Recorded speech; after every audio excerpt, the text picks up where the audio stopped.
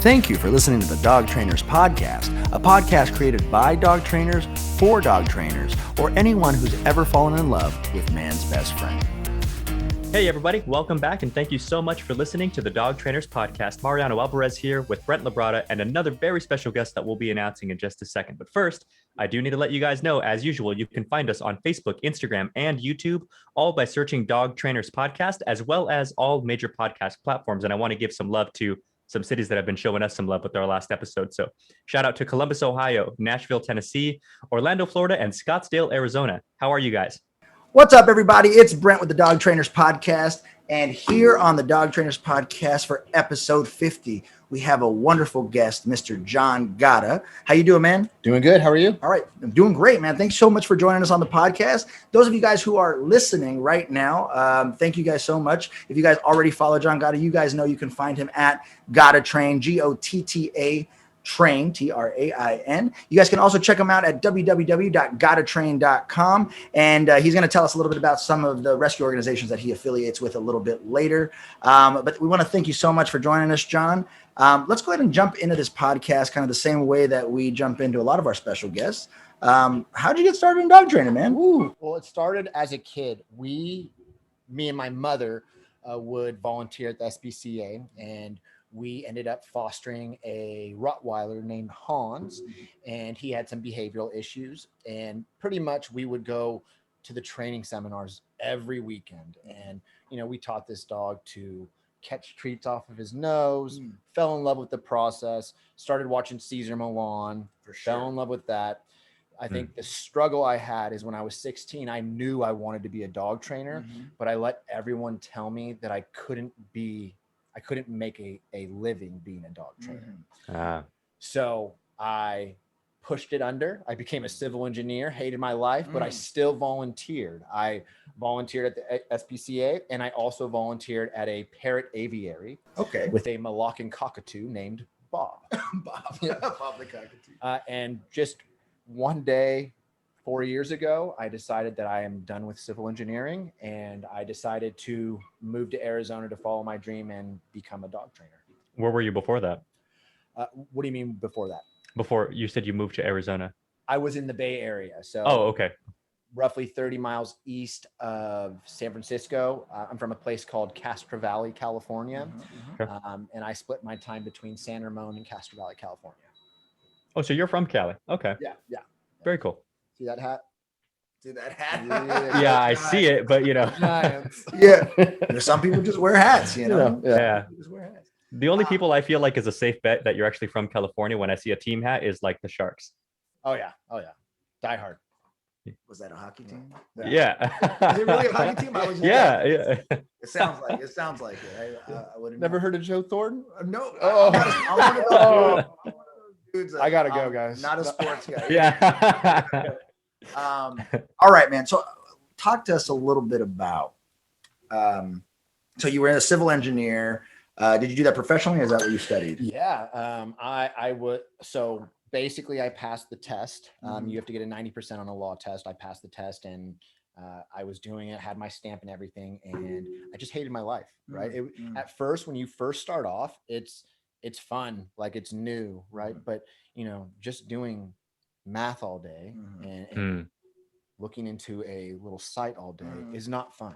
Got it. It's like I was literally working 12-hour days and commuting 3 hours 2 times every day. So I would wake up at like 3 o'clock in the morning. I would drive to work in traffic in Palo Alto, right? And then I would work, wouldn't even eat lunch, would come home, eat, take a shower, go to sleep. I didn't even have time to have a dog. And that was my whole life. That's all I ever wanted, was to have my dogs. Right.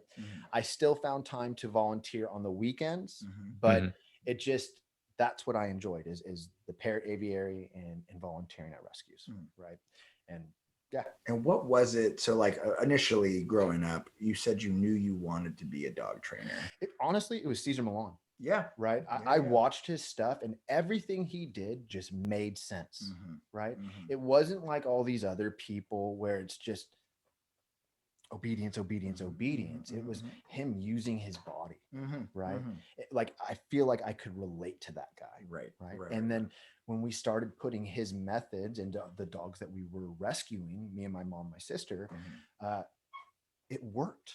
And it just became like, just following his little guidance on his TV show helped us help other dogs, like, just over and over. And it's not that we did anything crazy. It was never, and even today, oh my gosh, Money Master the Game, bro. I recommend that book all the time, bro. Sorry, ADHD.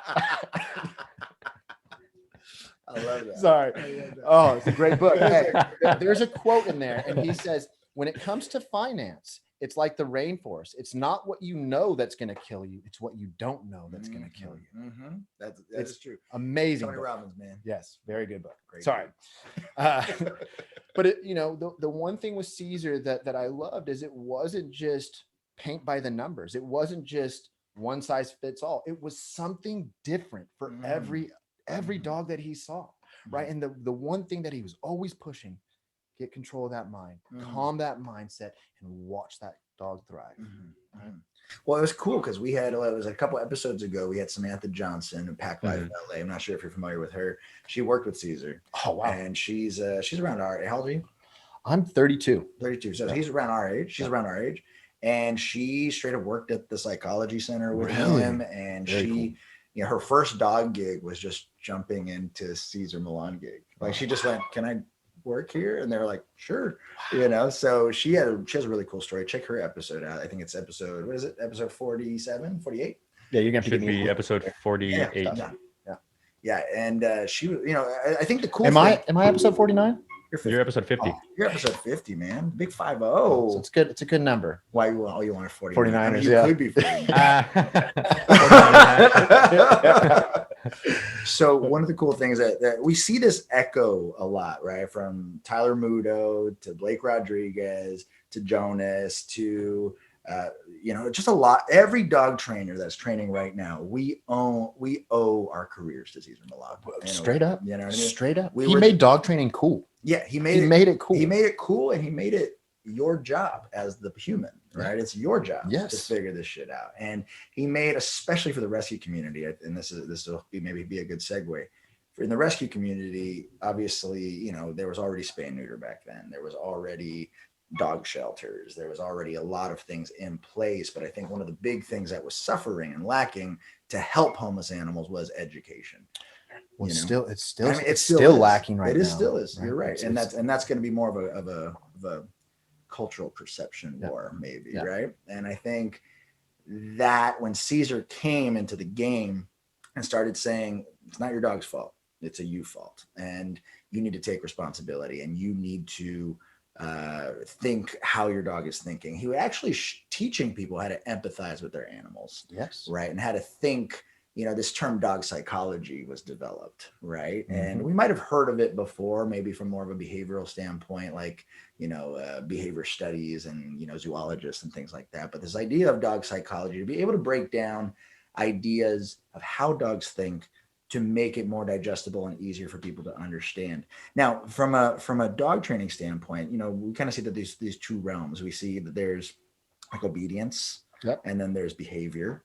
And then, most of the dog trainers that we are interviewing here, there's always a little mixture of the two. Would you say you lean more behavior or more obedience? I rarely am working on obedience cues, right?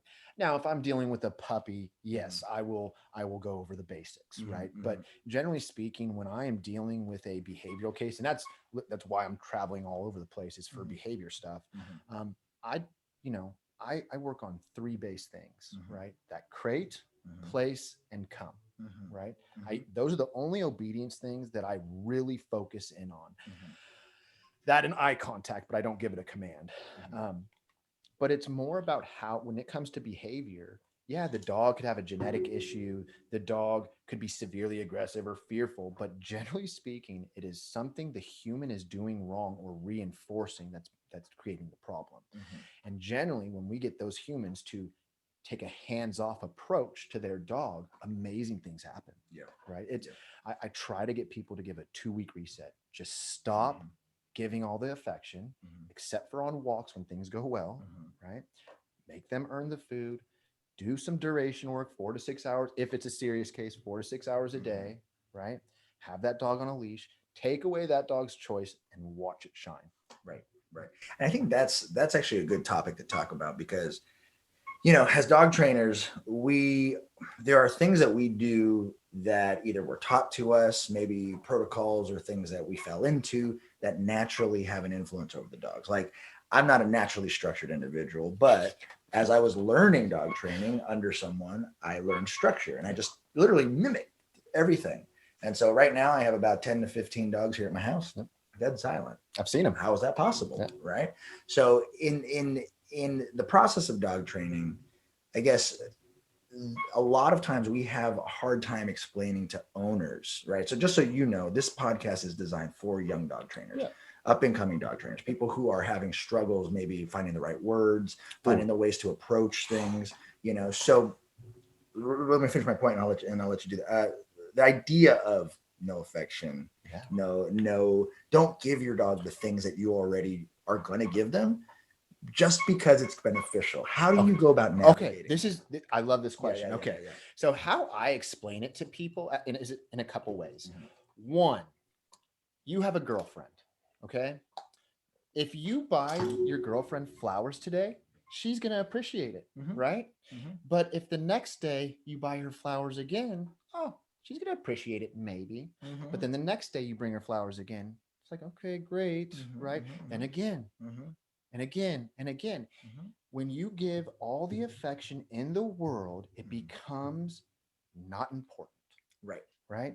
When things are, even when you're dating a girl, if you do the most, she's gone. Right. True. Make affection scarce and it becomes the most valuable resource you have, especially with dealing in leash reactivity. Right. I don't like using treats for that kind of stuff, but I wanted to touch on something you said right before that about young trainers coming up in the world, right? It is a very difficult field to navigate.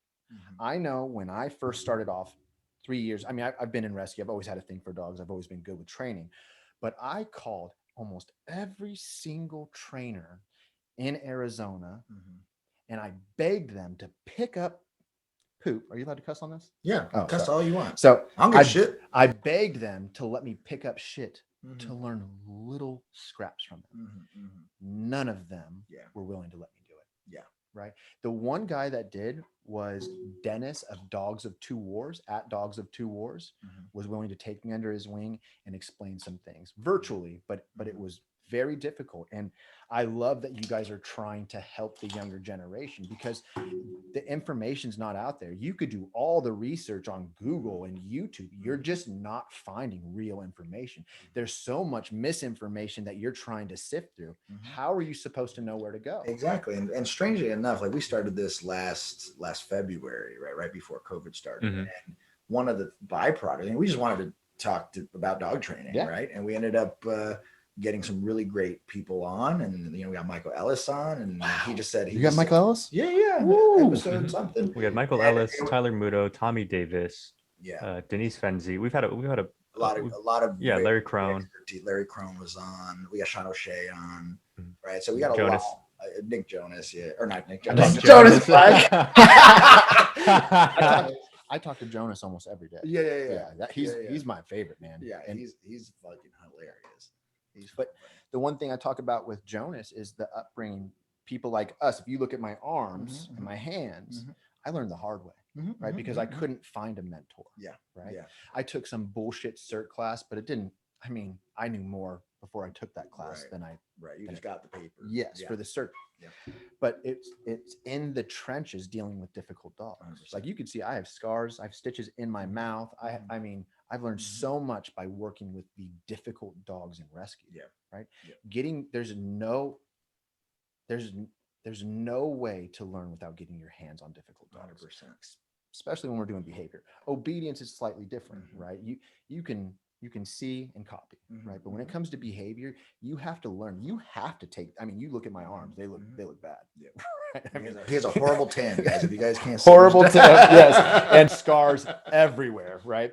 And It's every one of these bites has taught me something, right? Now, there are those dogs where you just have to wear the bite. You know it's coming. That's not necessarily a learning lesson, except for the dog. That's more of a strategy to not get your arm torn. Yes, but it's that dog. Most dogs will learn that when they bite, they don't get their way, and then they crumble, and then you can do whatever you want. But for the most part, if you're not putting yourself at risk, and I know that doesn't sound safe, right? You're gonna have struggles when you run into that motherfucker, and you know that motherfucker that I'm talking about, right? It's like a dog like my handsome Bob at home, right? Just a dog that has to be managed, a dog that's not going to stop once he starts, right? But you have to get in there and work with those dogs if you want to take on behavior. 100%. And I think there is kind of this distinction, right? I actually just got off the phone with one of the trainers that I mentor, and she was, she's only been training for about 1.5 2 years. And she was saying how there seems to be with younger trainers, this hierarchy to, and I want to get your thoughts on this, training and then behavior, right? And there's kind of like a gray area, right? And I remember when I was younger, I wanted to do training. I wanted to do behavior stuff. I wanted to work with the aggressive dogs, the biters, the lungers. I wanted to do that because there was something in me that really liked the challenge. You're a shit disturber. Yeah, there you go. A shit disturber. I like it. And I like to be like, no, you're going to do what I want. Yes. Right. And what's interesting is she calls me and she says, I really love training dogs, but I keep getting requests for behavior problems. And she goes, and part of me just doesn't feel comfortable, but part of me feels bad because I'm letting these people down. And, I feel like, I should be good at these things and get good at them at some point, but she doesn't have like an in-person mentor. So she actually lives in Austin. I said, hit up Jonas. Right. And I'll be in Dallas at the end of May too. Yeah. Hit her up. So the idea is she in her mind was explaining to me, she goes, I thought like behavior was like the all, like every dog trainer needs to work to do behavior work.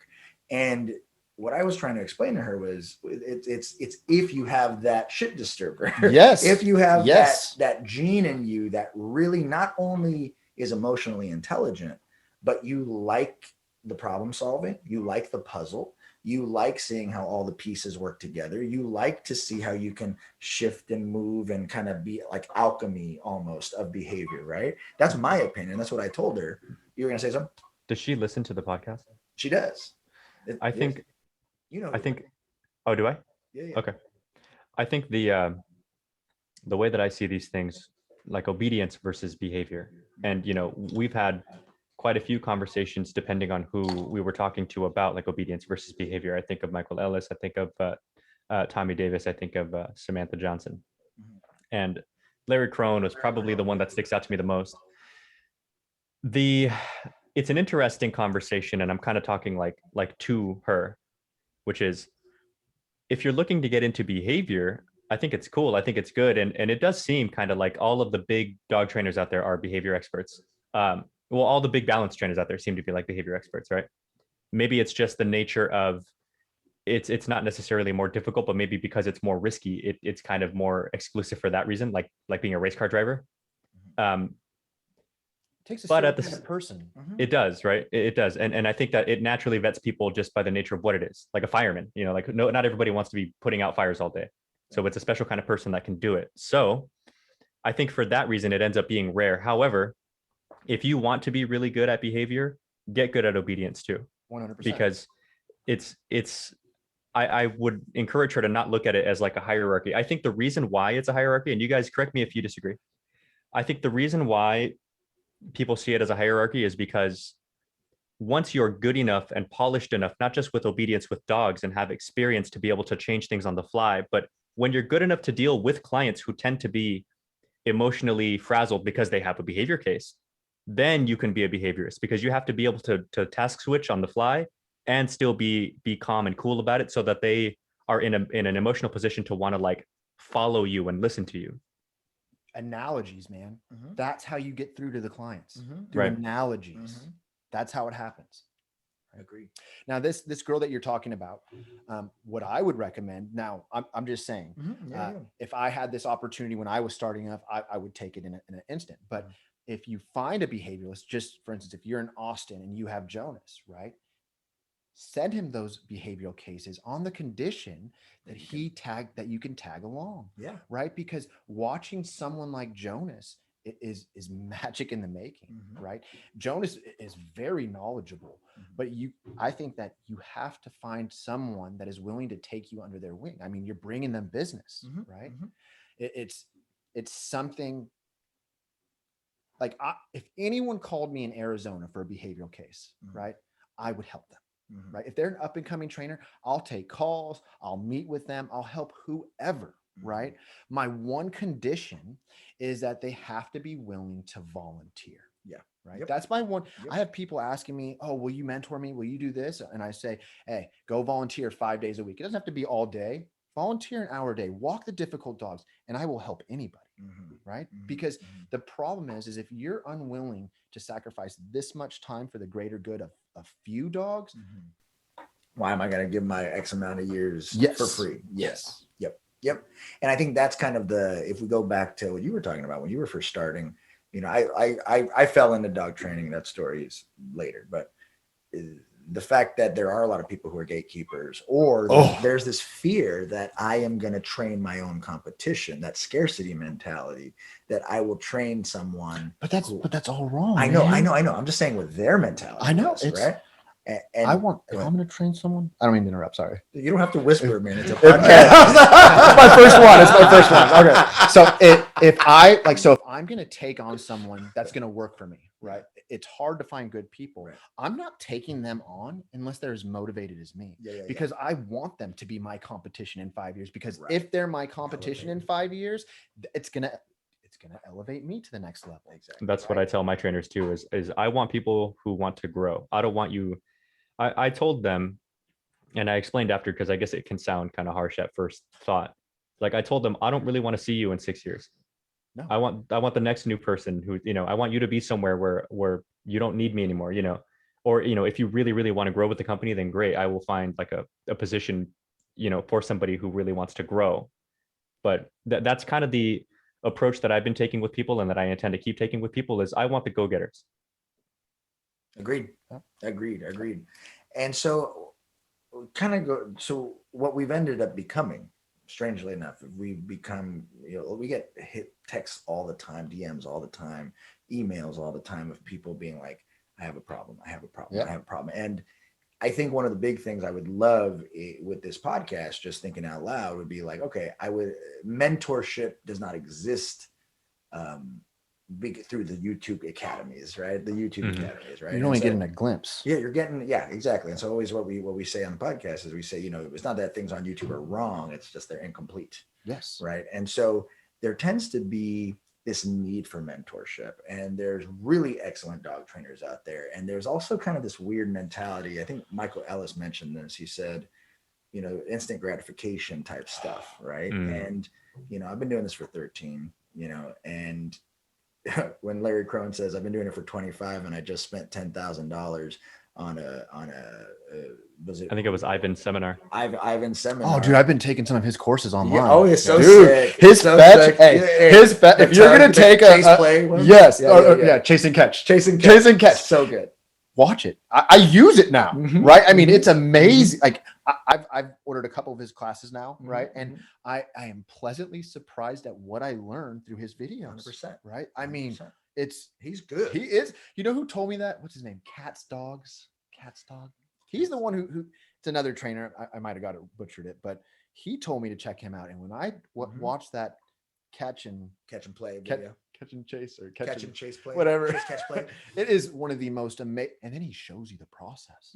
He shows you a dog that doesn't like to play fetch, right? And then in 10 minutes, it's crazy. Boom! Yeah. It happens. I mean, I really like Michael Ellis, but I really like Ivan. I really like Ivan. I'm right there with you, man. Special guy. That's a special guy. He's sick. And what were we gonna say? What was I saying? Oh, this idea that like even we're learning. We just happen to be several years ahead of somebody. We have to be maybe 1,000 dogs trained more than that person, right? And I think, you know, that's as I don't want to call us elder because we're not old and there's elders above us, but we're just more experienced dog trainers, where I would love it through this podcast is to kind of create networks of other trainers to be like, hey, you have a question, you live in this city, call this person. Yeah. Hey, you live in this city, call this person.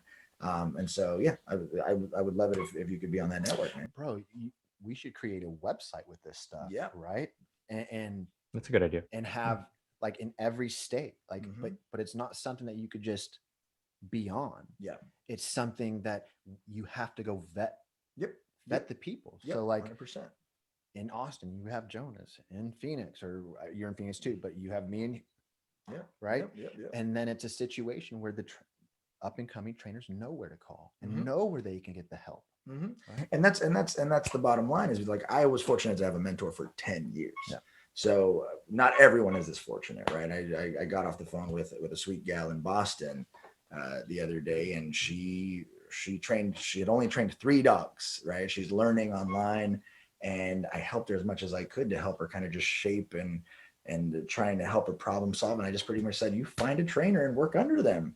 Give yourself a year, minimum a year, before you start taking clients, right? Mm-hmm. Like, you can help a dog as much as you can. You might be able to teach a leash walking or how to introduce a tool, or you might be able to do that because you are mimicking the video that you watch. I said, but you got to get dogs and you need to have supervision to be able to have someone coach you through the troubleshooting, because that's the only difference, right? Like, what's the difference between a good mechanic, a bad mechanic? A good mechanic can hear that sound and go, carburetor, well, that's this or that.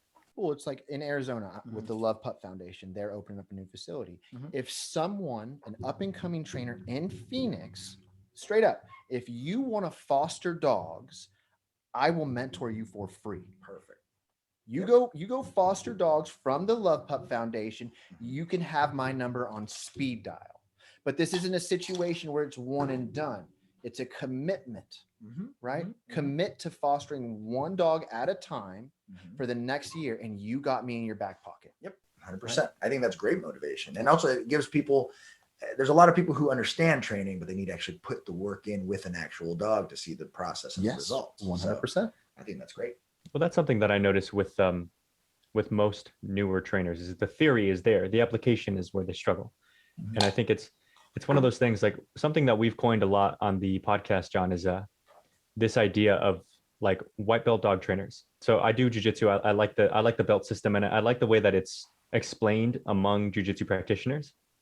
And what I was told was, as a white belt, if you're competing, you're not just kind of doing whatever. As a white belt, you don't know that much. Like, you probably know a lot, but you're not good enough at very much. You just have one very simple core game plan. Like, I'm going to go for the leg lock, and that's what I'm going for. I'm going for a choke, and that's what I'm going for. That's my game. But of course, when you're competing against another white belt, I've got my leg lock, but he's got his, arm bar, whatever. So it's just me going for my very simple game and him going for his very simple game. And it's like, who's going to get there first? Who can disrupt each other's game just enough to be just one step ahead, and then that person eventually will win. Once you get into the realm of like a blue belt, you become a blue belt when you're a white belt who's good enough to venture off of your game, because should you find yourself in a bad situation, you're good enough to get back on track. You can venture out just enough and find your way home. Then you're good enough to be blue. When you're really good at that kind of thing, you're purple. Brown is you're like you're almost a black belt. And then once you become black, what I was told was like, the day you become a black belt is the day you become a white belt again. Your job is to explore. Your job is to treat everything as if it's new. Only now you're good enough that you can dabble in everything.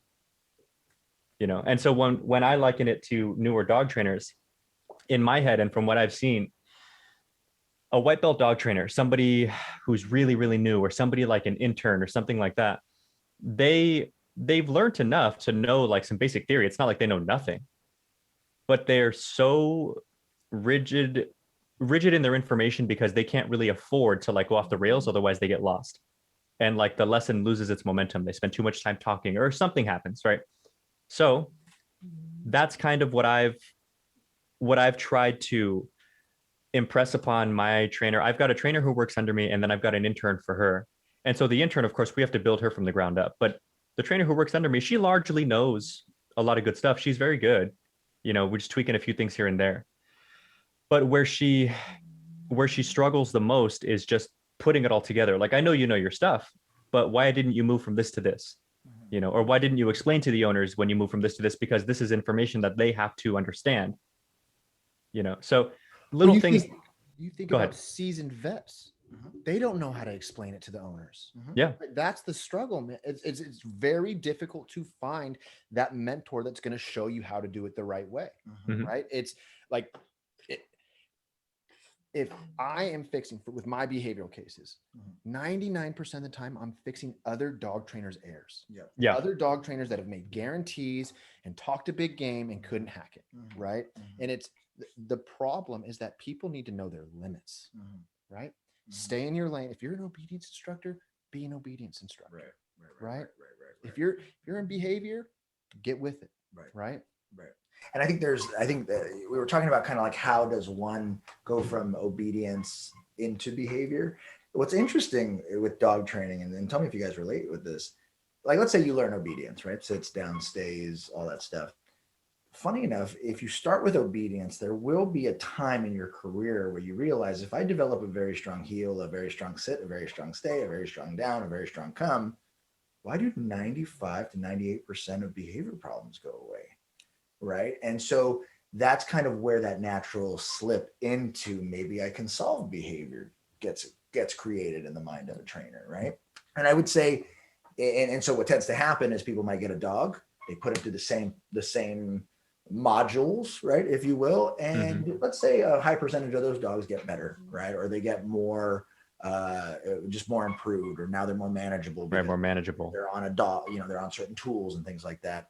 But are the behavior problems actually being solved completely? Right, that's left up to discussion. Good. Well, you think about it, I think that the prong collar and corrections are a band-aid, right? The stitches are what you're doing in home, right? And the biggest problem I see is that people get complacent before it's set in stone, right? It's when you're dealing with behavior, it is not a 2-month process.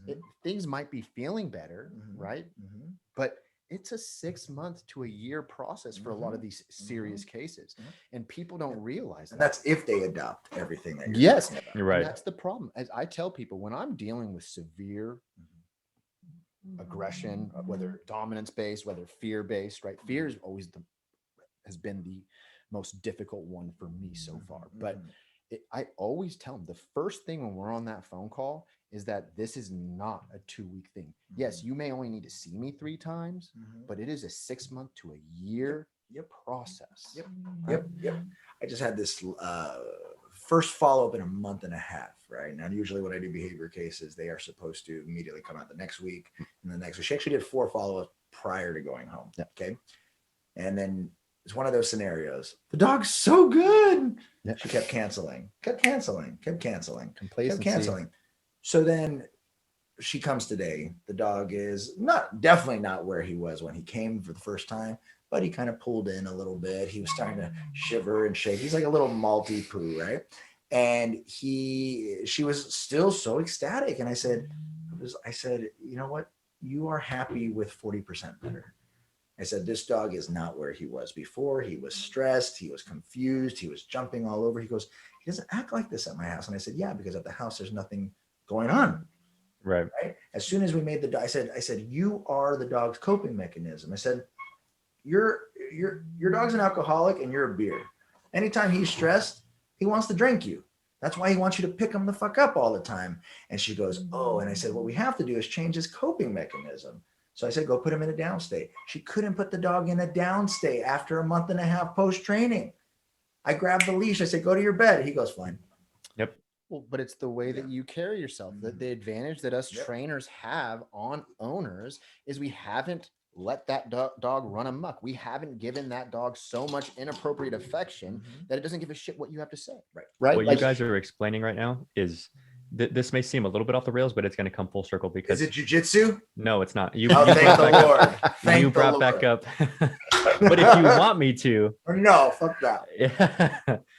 No, when you brought back up obedience versus behavior, or like kind of going through training as a trainer in terms of like leveling up, I guess you could say, right? The way most people see it.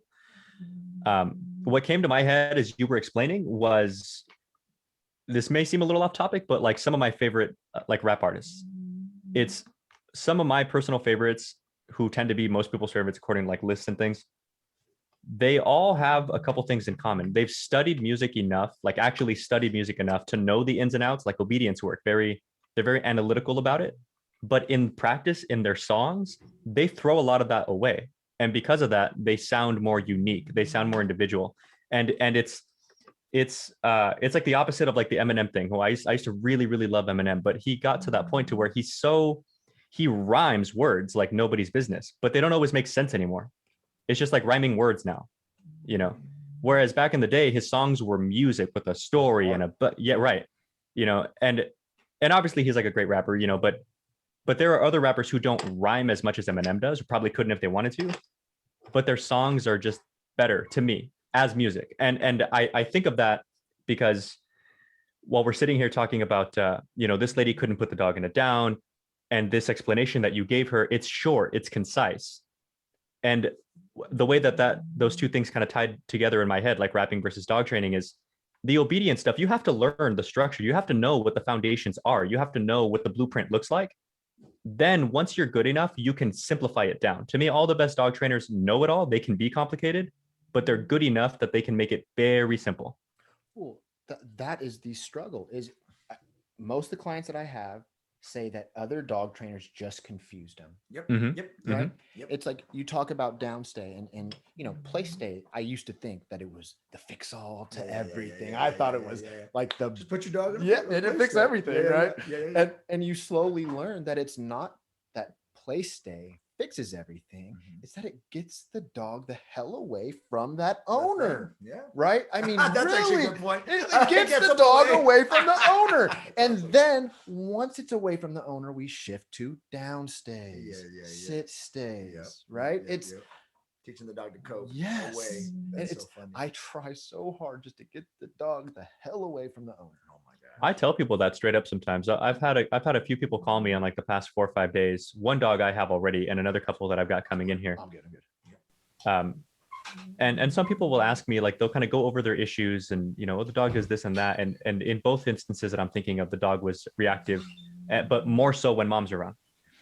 And, you know, part of us discussing like, okay, well, you know, we'll do the eval thing, like the typical trainer thing, right? Evaluate the dog, figure out what sort of program would be best, yada, yada, yada. And when they're considering like privates versus board and train versus whatever, I've been telling people flat out, like, listen, of all the reasons why this dog in particular could benefit from living with me for a few weeks, I think being away from you is one of them. And frankly, I think you need a break too. And in every occasion that I've ever said that to someone, they're always like, I know. And I'm like, if you know, then, you know, then like, why haven't you done this already? You know? Well, it's an addiction. That's right. On both. I mean, straight up, you know, the whole thing, shit disturbers, right? Yep. So we learned really early on that negative attention is better than not enough attention. Right. The no attention. I'm the youngest of 4. See, I'm the oldest of 4. There you go. So like for me, for instance, right, in my behavioral struggles, I started off an only child.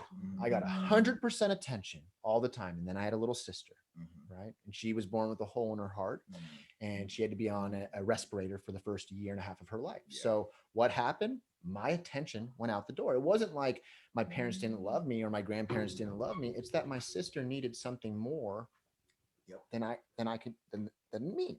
Right. So what ended up happening is I started acting out. And you saw this at a young age. My mom would say, hey, John, put that beer bottle down. And I would look at her and she would count. Like 4 years yes, old. no, like 3. I'd look at her and she'd start the countdown. 5, 4, 3. And I would stay standing until she got to 1, where I would squat.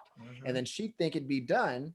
And then I would still be holding the beer bottle and she'd say 1, 0, and I'd throw the beer bottle and then the camera would go off, right? Negative attention is better than not enough attention. The same goes for our dogs. And that's whether you're the youngest or the oldest, right? We learned that early on. It might have took us to our 30s to understand it. Right. But that's why I feel that I am better at dealing with behavioral cases because I know what they're feeling. I know what they're thinking. Yep. I think you're able to kind of empathize on a 100% different level. And I think out of all my siblings, actually, no, I take that back. The amount of introspection that it takes, right? I think this subject has come up before, like, is self-growth correlated to your growth as a trainer, right? Like is Yes, I think. Yeah, I think 100%. so. I mean, just for example, I don't tell very many people, but whatever. please right? tell the So thousands of listeners we have. I used to struggle with addiction, Mhm. right? Big time. I had to go to a 2-year behavioral modification program Mhm. to Mm. get better, right? The little 30-day rehabs did not work for me. I had to go to a Mhm. 2-year level 6 behavioral modification Wow. situation. And that set me up to be what I am today, Wow. right? So you think about it. When I used to cuss, right, in this program, it was 5 hours on the bench. Whoa. If I confronted somebody with profanity, 13 hours on the bench, right? And so say I'd get 36 hours on the bench. Well, on the weekend, I had to sit on a bench, no joke, back against the wall like this for 36 hours Like straight. military style? Yes, military style. Mhm. And it's not that another trainer showed me play stay. Mhm. The behavioral modification that I went You through did. taught me that, because there was a That's moment, crazy. you know, I used to always be restless leg syndrome. Mhm, And it mhm, was that time on the bench that I was like, why am I doing that? mhm, And then I'd stop. mhm. Coping mechanism, Yep. right? Yep. I'm sitting there wondering why I'm acting up constantly, showing my true behaviors, why I kept on not making my bed, why I had to keep on cussing, right? Mhm, mhm, And then maybe it was 6 months into the program that I sat there and I just broke down. mhm. Why am I destroying myself? Right? And it's sitting on that bench for 30 hours every single weekend while other people were getting free time to watch movies saved my life. Right? And I translated that to dog training, Mhm. right? Teaching our dogs to cope. Now, you know, there's so many trainers that want your dog right when it gets on play stay to go straight into the down. Yeah. Not me. Yeah. I want that dog standing, and if it's full of anxiety, I want him to figure out how to sit on his own and work himself through the levels and then go into a down, Mhm. even if they're shaking. And then eventually, whether it's 45 minutes or 3 hours later, that chin hits the ground and he Mhm. just learned how to work through it himself. Mhm. I had to let go. Right. I think that's awesome. I think that's awesome.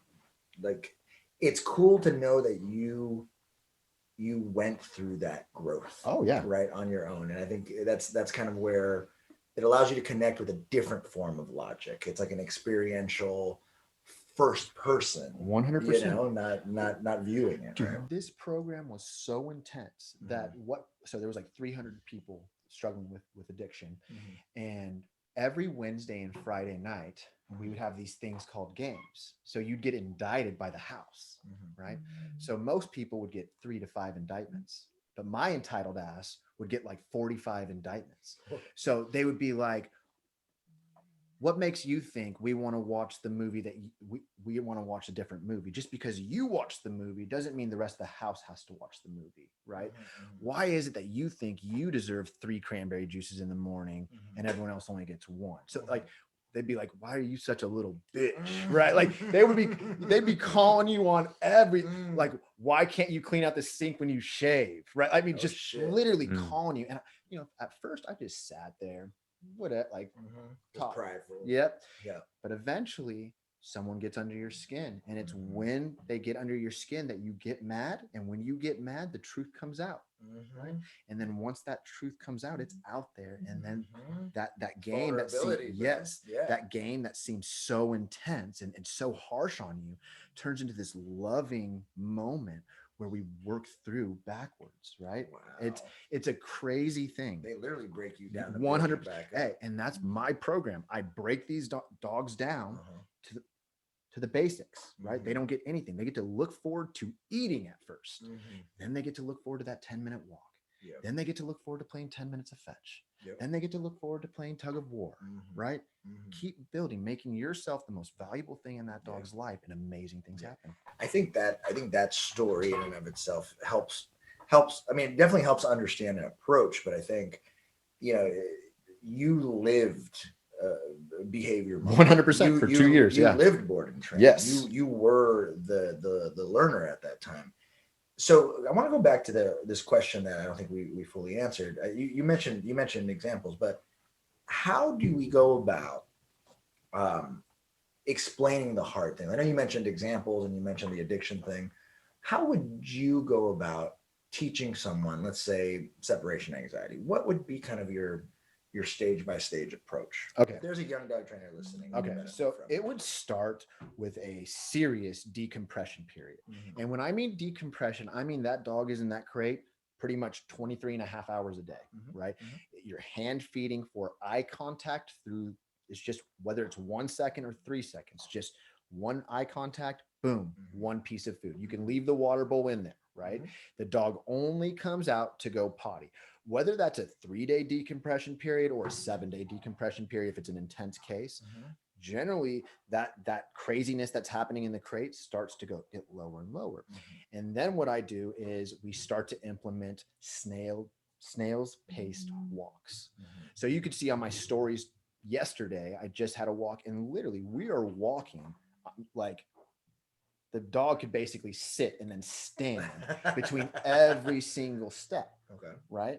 And it's got to be a 45-minute walk. Now it could seem outrageous, Mm-hmm. but the thing with separation anxiety is usually the dog is so smart that it's overthinking every single thing in the world. Mm-hmm. So if we just slow their mind down, Mm-hmm. amazing things happen, Mm-hmm. right? So it goes from going to those snail-paced walks to adding play stay. Now, if you're struggling with separation anxiety, I don't think there's enough play stay time in the world that you could do, right? If you could get 12 hours, wonderful. It's a nice place for that dog to cope without you, Mm-hmm. right? Mm-hmm.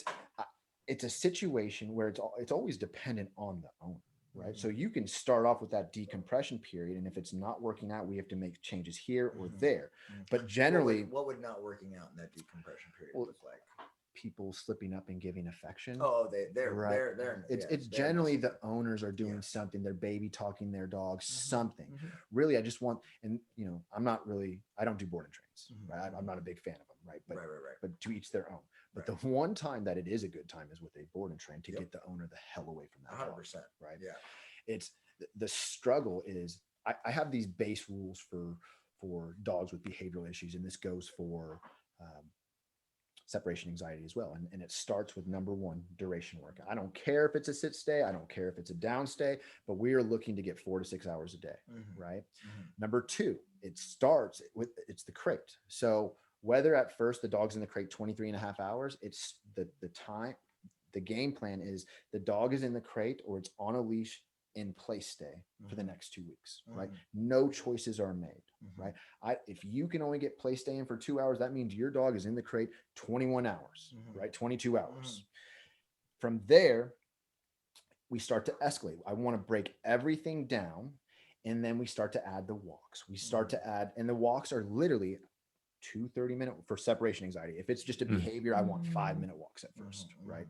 But for separation anxiety, we do have to get that energy out, Mhm. right?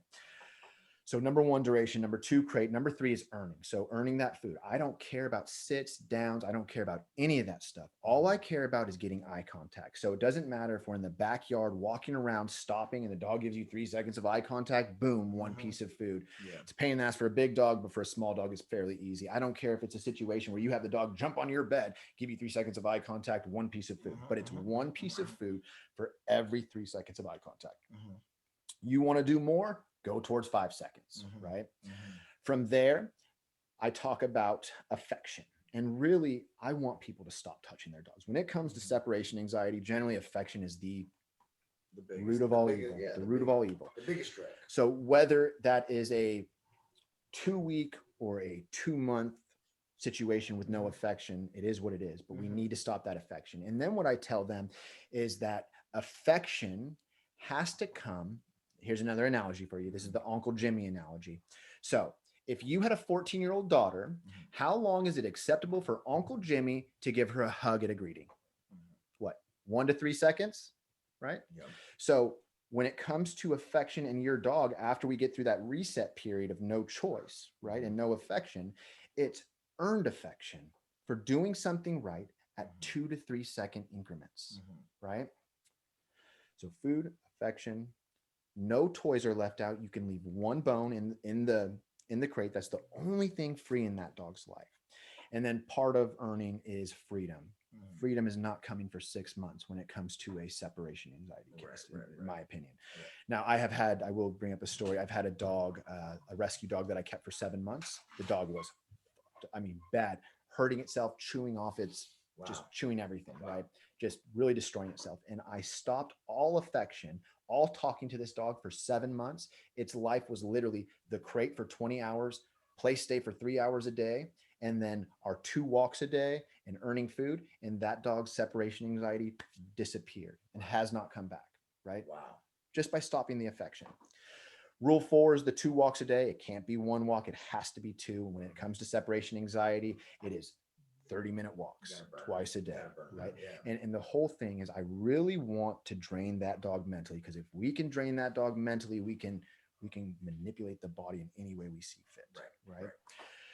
Now, I do make it a serious point to these people. It can't be a situation where on Tuesday, Thursday, and Friday, you're walking 2 hours, right? Because then you're building up endurance in your dog and you're going to have issues on your days off. So if it's 30-minute walks twice a day, that's what it is. It's not changing to an hour-long walk on one random day, okay? And then I get into rule 5, which is games, right? So making yourself valuable, making that dog use its mind. So we'll go into scent work, so because that mental stimulation. And I don't care. You could play the scent work game. I call it the go find a game as much as you want. You want to play for 2 hours a day? Wonderful. Play that game. But it's the last thing that dog earns a day. It has to have finished the first 4 rules before it can earn that game. Okay. I like to have fetch for 10 minutes a day. And I literally follow Ivan's advice. You just make it happen. I don't care if it takes 3 weeks of you chasing that ball and making it the most fun. You can't pretend, right? I add, as long as the dog is not biting people, I add tug of war, right? And it starts off the first 2 weeks of the tug of war. I'm just playing. I let the dog win. It brings it back. We start playing again, bring it back. After 2 weeks, we start to implement the out command. When the dog outs, we put it right back. I think a lot of people make the mistake of taking the tug away for too long, whether it's 3 to 7 seconds or a minute. It's just not, it's too long. You put it right back in, you let the dog win, it brings it back out, and it's just this cycle, okay? And then it eventually turns into, whether it's a month and a half or 2 months later, where it's place, come, attack, out, down, bang, right? It turns into this fun game of tug, right? With my dogs, I say attack, guard, and it just works for them. And then the last game sounds fucking sweet, by the way. It is. Sounds cool. It is. And the whole thing is, is your dog fulfilled? I always ask people that have behavioral issues, what is your dog's life like? And they always say that the dog's purpose is to give them affection. And it's like, your dog is so much more. And it's like, yes, this program is pretty intense, right? It can seem downright harsh on the dog, but there's one more game, is I play the hide and go seek game. So it just starts as a game of affection, but this game can't come in until we've got through the reset period, whether the reset's 2 weeks or a month, right? If the dog doesn't value the affection, he's not going to. Yes. And the whole thing is, it starts off as just, 2 people, or you're doing play, stay, and come, or whatever. But if you have multiple people, it turns into come. The dog comes to you, you're giving affection. And as you're giving affection, the other person goes and hides, right? The other person goes and hides. And when they call, the person giving affection stops, crosses their arms, looks away, right? And then the dog's like, where'd that person go? Yes. And then it's not like we're going, woo, woo, woo, woo, woo, the whole time. You'll go, give the dog 15 seconds to figure it out. Wait. Activate their brain a little. Woo, right? Whatever. And then they go and find you. And as they go and find that new person, the person given affection goes to a new spot. And then calls. Yes. And it becomes this very fun game. I have found that this program for behavioral cases has done wonders in rehabilitation, right? And it's not that I have to see these people 100 times. Generally speaking, I need to see them 2 or 3 times, unless we're dealing with something severe, right? A management case, right? But that's generally my game plan. And I feel like that for behavior, not when it comes to easy peasy dogs, obedience, whatever, right? But when we're talking about behavior, that's my game plan, right? And we may have to adjust some of the games, right? But that scent work thing, the dogs love it. And then you're fulfilling your dog. And the whole thing is, yes, it's really strict for 6 months and it seems like a lot of work, but you take on the responsibility of the dog. I think it's only right to give it exactly what it needs. Right. And really those rules right there, I think every dog deserves. Right. Now, I will say in time, you can play the go find a game all day. You can play fetch all day. You can play tug all day. You can give the dog some free time in time. But I think that game plan at least gives your dog some purpose in life. At the beginning, people go too long with fetch, too long with tug of war. And we want it to be scarce and valuable, because if it's valuable, you become valuable. Yes. 100%. Right. And when it comes to behavior, you want your dog looking to you for guidance instead of making a decision, because when you're dealing with behavior, the problem is the dog can't make the wrong decision, or they can't make the right decision. So take away that choice and watch the dog thrive. Thank you for listening to the Dog Trainers Podcast, a podcast created by dog trainers, for dog trainers, or anyone who's ever fallen in love with man's best friend. We really hope you guys enjoyed this episode, and we hope to see you back for the next one. But in the meantime, please follow us on Instagram and Facebook at Dog Trainers Podcast. Go ahead and leave a comment. Ask us any questions that you want. We would love to connect with our dog trainer communities all around the world. Take care, guys. We'll see you next time.